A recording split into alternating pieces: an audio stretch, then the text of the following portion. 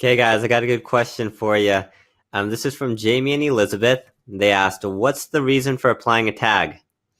That's a great question. That is, Ellis and Infusionsoft Marketing said that's one of the top 10 questions searched for Infusionsoft users. And so that's a big question right there. I'm going to go over it, and I'm just going to go through the basics of it. There are a lot of different types of tag methodologies, paradigms out there. I've read so many papers with the 9 different categories you need for your tags. I believe all of those categories can somehow stem from only 3 reasons of applying a tag. And I could just label them. I guess I could explain them, but what I want to do is I want to actually show you inside of the campaign builder how those tags would be applied and the reason for them. Okay. And so if you look at this campaign grid, you're going to see it starts with 2 web forms, and these are on a site, right? One's a free paper, and the other one is subscribing to a newsletter. I'm going to start with getting the free paper. When somebody comes through a web form to get a paper, is it important to be able to track how many people and who those people are who have ever come through that web form? Well, yeah, you're going to want to track that. A lot of people like to track, of all the people who have come through this web form, what percentage of them actually convert to a purchase? And I think that's a great question, right? And this is our first reason for applying a tag. I call these history tags, but you don't have to get so focused on the name. Remember, it's the reason you're applying it. The reason we're applying a history tag would be we want to report in the future how many people have done something, like a certain behavior or have a certain characteristic about them, right? So the history tag is the first reason you would apply a tag. And you can see in the sequence, we are applying a history tag. And if I click on it, yeah, I use history for kind of the category, right, to organize it. And it's my free PDF. You can see the second tag I'm adding down here is a status tag.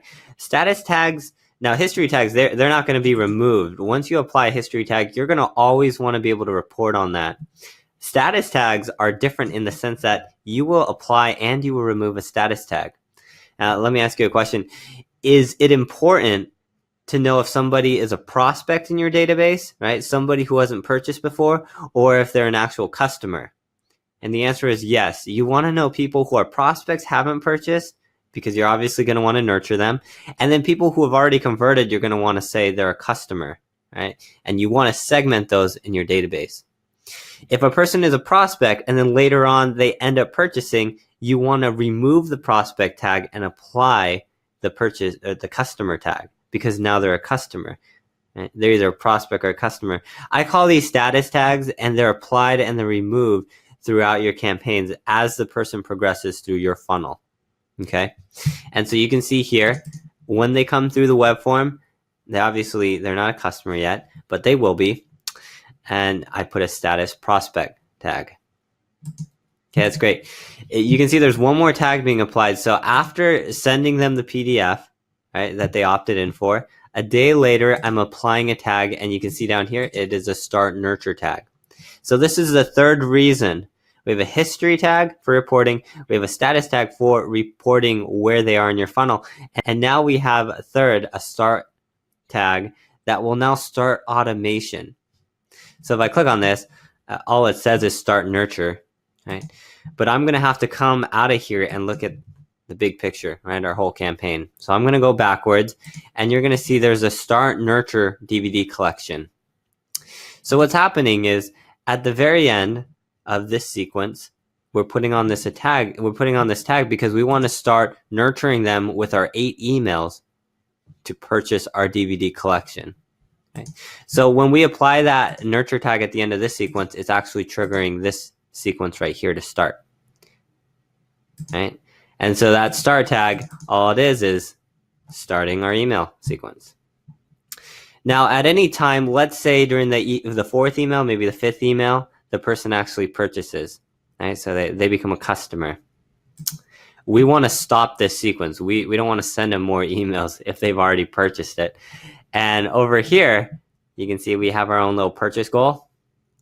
If they purchase a DVD collection, they're going to go into this sequence, which will not only thank them with our email, but more importantly, down here, you can see it now applies the stop nurture tag.